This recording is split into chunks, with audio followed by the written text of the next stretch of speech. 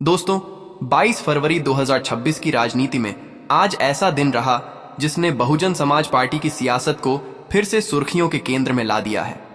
अगर आप उत्तर प्रदेश की राजनीति, 2027 की जंग और राष्ट्रीय स्तर पर बसपा की रणनीति को समझना चाहते हैं तो ये वीडियो आपके लिए बेहद जरूरी है। आज की 12 बड़ी और धमाकेदार खबरें आपको चौंका देंगी और सबसे आखिरी खबर इतनी अहम है कि उसे मिस करना मतलब पूरी तस्वीर को अधूरा छोड़ देना। इसलिए वीडियो को आखिर तक जरूर देखें। और अगर आप चाहते हैं ऐसी ही तेज, सटीक और सबसे पहले खबरें तो अभी हमारे चैनल को सब्सक्राइब कर लीजिए और बेल आइकन जरूर दबा दीजिए। आइए बढ़ते हैं पहली खबर की ओर।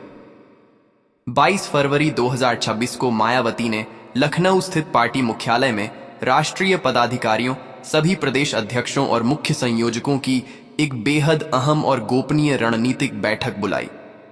सूत्रों के मुताबिक ये बैठक सामान्य समीक्षा बैठक नहीं थी, बल्कि 2027 की पूरी राजनीतिक रूपरेखा तय करने वाली मास्टर प्लान मीटिंग थी।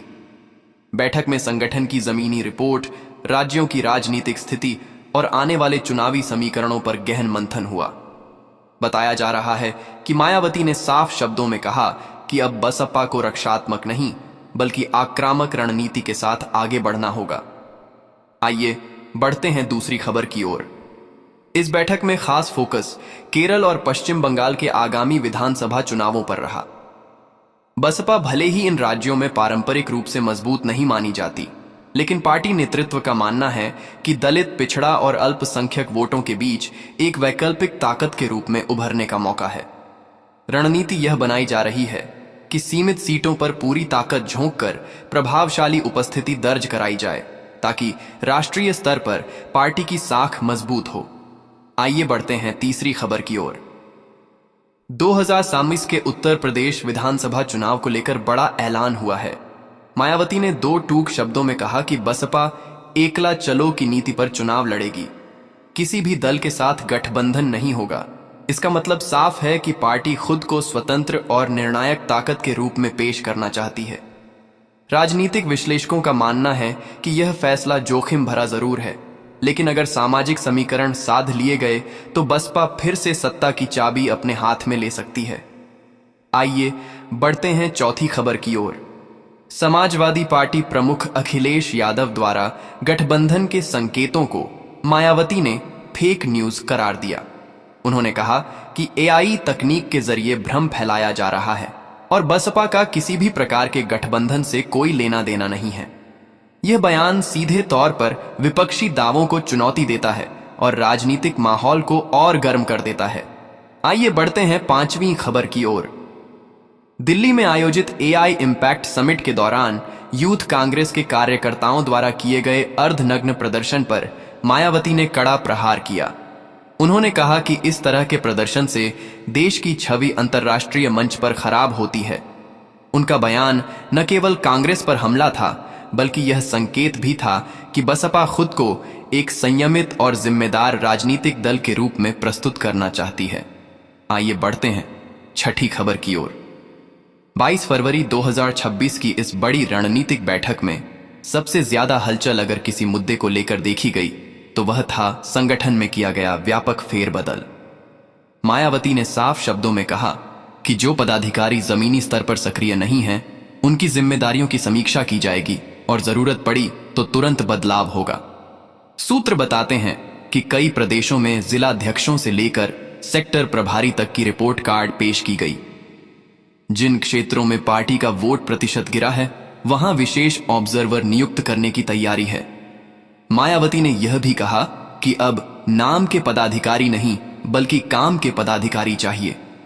इस बयान ने संगठन के भीतर एक नई सक्रियता और हलचल पैदा कर दी है। पार्टी कार्यालयों में लगातार बैठकों का दौर शुरू हो चुका है और कार्यकर्ताओं को स्पष्ट संदेश दिया गया है कि 2027 की तैयारी अभी से पूरी ताकत के साथ करनी होगी। आइए बढ़ते हैं सातवीं खबर की ओर। पूर्व सांसद अशोक सिद्धार्थ को दिल्ली, गुजरात, छत्तीसगढ़ और केरल जैसे रणनीतिक रूप से महत्वपूर्ण राज्यों का केंद्रीय प्रभारी बनाया जाना राजनीतिक गलियारों में बड़ी खबर बन गया है।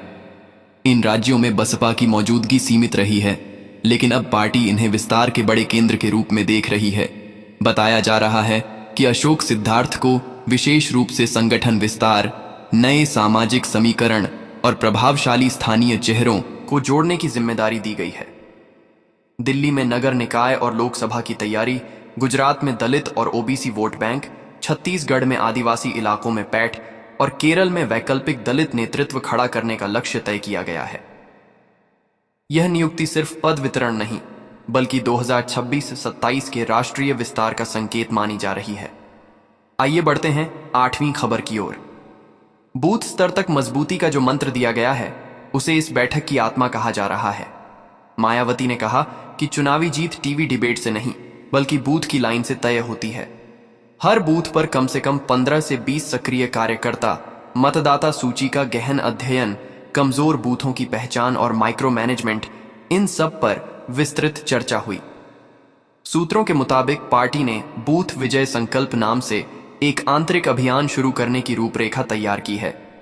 कार्यकर्ताओं को निर्देश दिया गया है कि वे मतदाताओं से व्यक्तिगत संपर्क बढ़ाएं, स्थानीय मुद्दों की सूची बनाएं और विपक्षी दलों द्वारा फैलाए जा रहे कथित भ्रम का तथ्यात्मक जवाब दें। आइए बढ़ते हैं 9वीं खबर की ओर।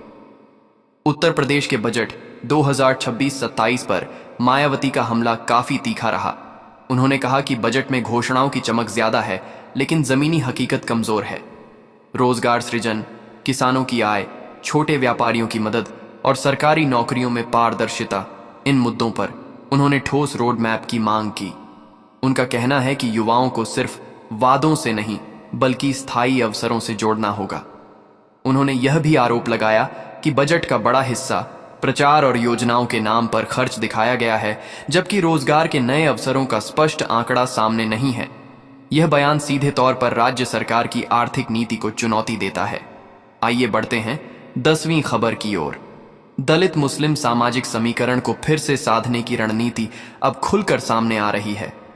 मेरठ, आगरा और लखनऊ जैसे मंडलों में मुस्लिम चेहरों को अहम जिम्मेदारी देकर बसपा अपने पुराने सर्वजन और बहुजन मॉडल को नए सिरे से मजबूत करना चाहती है।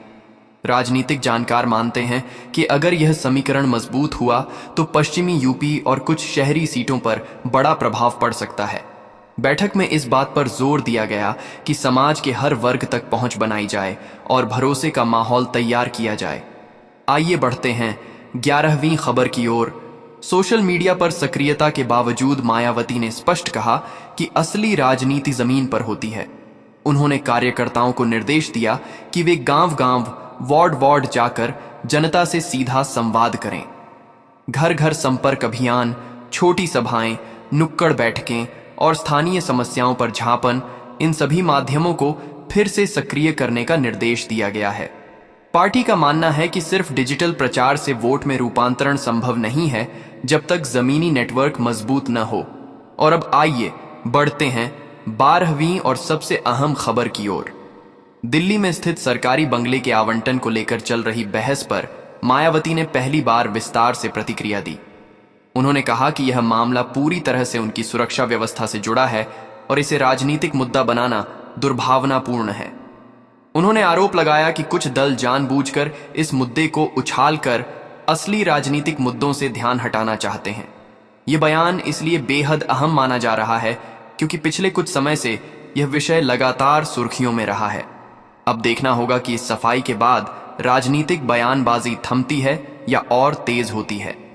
इस तरह 22 फरवरी 2026 की यह बैठक सिर्फ एक नियमित संगठनात्मक कार्यक्रम नहीं, बल्कि आने वाले चुनावी संघर्ष का बिगुल साबित होती दिख रही है।